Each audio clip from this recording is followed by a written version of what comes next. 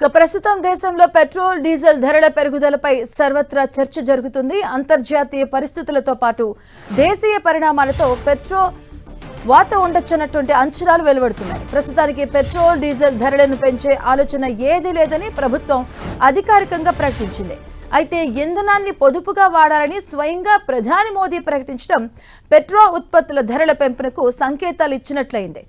గత 4 ఏళ్లుగా దేశంలో పెట్రోల్ ధరలు నియంత్రణలో ఉన్నాయని, ప్రస్తుతం పెంపు తప్పక పోవచ్చన్న టాక్ కూడా వినిపిస్తుంది. ప్రపంచవ్యాప్తంగా యుక్రెయిన్ ఇరాన్ యుద్ధాల కారణంగా ప్రపంచ సరఫరా గొలుసు దెబ్బతింది.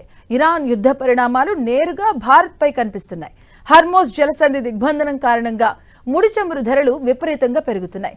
ఒక దశలో బ్యారెల్ క్రూడ్ ఆయిల్ $70 నుంచి $126 వరకు వెళ్ళింది. ప్రస్తుతం $105గా ఉన్న బ్రెంట్ క్రూడ్ ఏ క్షణంలో అయినా బర్న్ కావడం ఖాయమన్న అంచనాలు వెలువడుతున్నాయి. అందుకే పెట్రోల్ డీజిల్ వినియోగాన్ని తగ్గించుకోవాలని ప్రధాని కోరారు.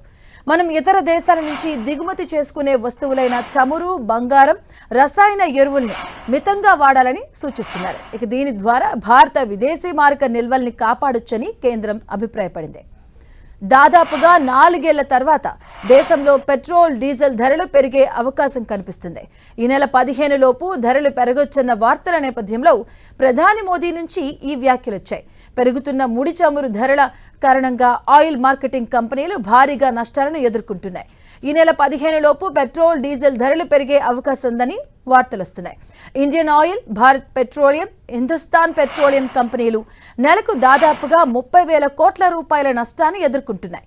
సంక్షోభ సమయంలో ప్రజల్ని కాపాడటానికి ప్రభుత్వం చమురు కంపెనీలు పెట్రోల్పై లీటర్కు $24, డీజిల్పై $30 భారాన్ని మోస్తున్నాయి. ఒకవేళ పెంపునకు కేంద్రం ఓకే చెబితే పెట్రోల్ డీజిల్పై లీటర్కు దాదాపుగా $4 నుంచి $5, అలాగే సిలిండర్స్పై $40 నుంచి $50 పెరగొచ్చని అంచనాలున్నాయి.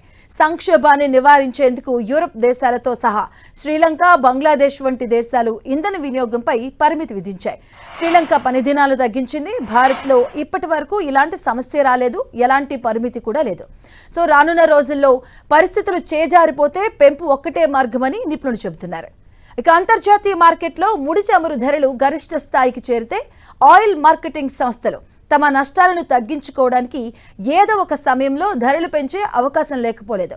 అయితే అది ఒకేసారి కాకుండా విడతల వారీగా పెంపు ఉండొచ్చన్న అంచనాలు ఉన్నాయి. ప్రస్తుతానికి ప్రభుత్వం ధరలు పెరగవని చెబుతున్న అంతర్జాతీయ యుద్ధ మేఘాలు మార్కెట్ ఒడిదుడుకులపైనే తుది ధర ఆధారపడి ఉంటుందని ఎక్స్పర్ట్స్ చెబుతున్నారు.